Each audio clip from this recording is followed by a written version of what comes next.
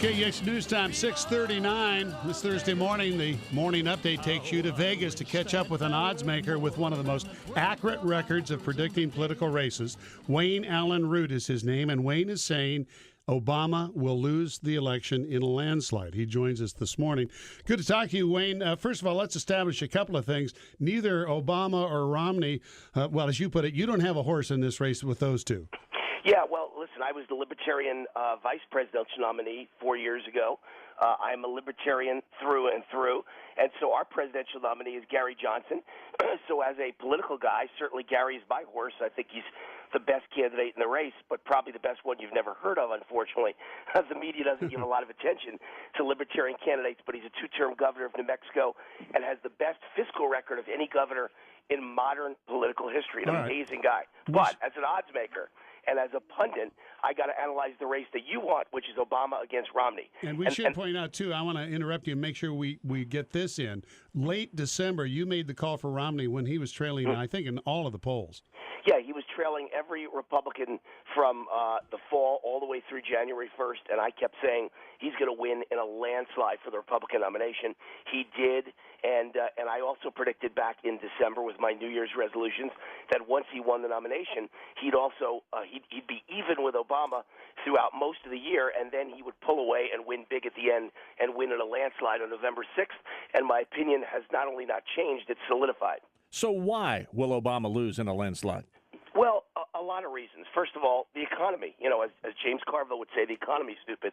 I believe that we've been scammed here. The media just doesn't seem to understand how bad this economy really is. All the people that I talk to who are small business owners are just dying.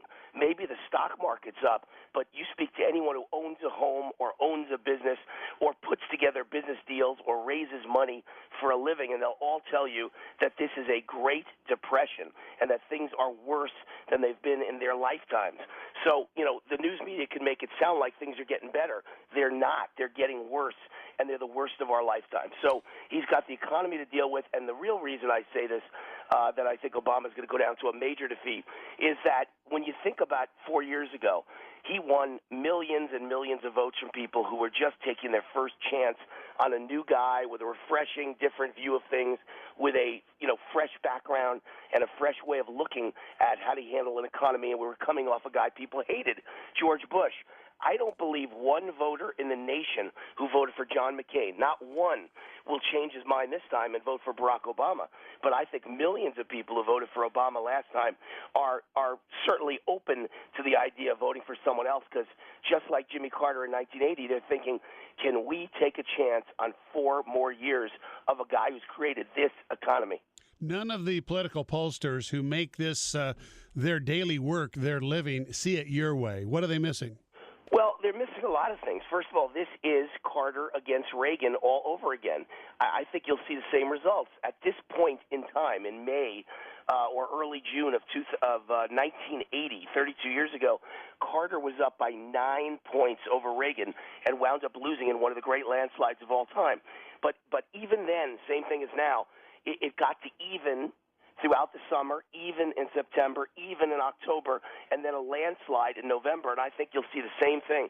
The fact that it's even right now tells me without any question that Romney's in better shape than Reagan was 32 years ago. So I think the odds makers are missing the fact that the average person out there is not happy with the direction of the country, and they've already seen 4 years of Obama.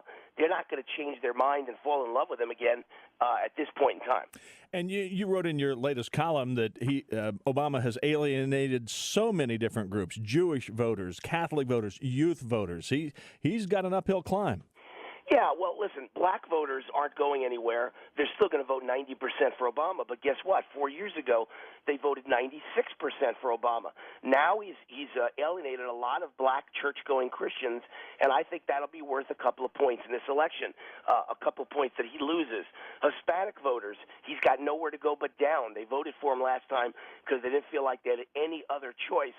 But if Marco Rubio is the choice named as the vice presidential candidate, the senator of Hispanic senator from Florida by Mitt Romney, I think you're going to lose some Hispanic votes.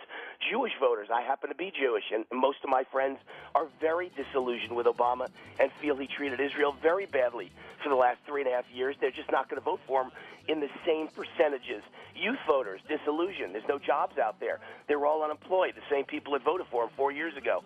So are they going to vote against Obama? I don't know. But I think the numbers of young people voting will go dramatically down because they're not excited anymore and they're not, starry-eyed anymore about Obama. And, of course, Catholic voters, we all know the Catholic Church is embroiled in a lawsuit with Obama. I thought that was the biggest miscalculation. Our time is up. Wayne Allen Root, he's a respected odds maker in Vegas. We're going to want to talk again down the road, Wayne. Thank you very much. Hey, don't forget the website, root4america.com.